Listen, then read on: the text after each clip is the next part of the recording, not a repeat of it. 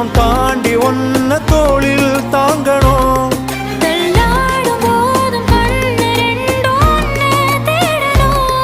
உயிர் விட்டு போகும் அந்த நொடியில் ஓருவம் முன்னால் வரணும்.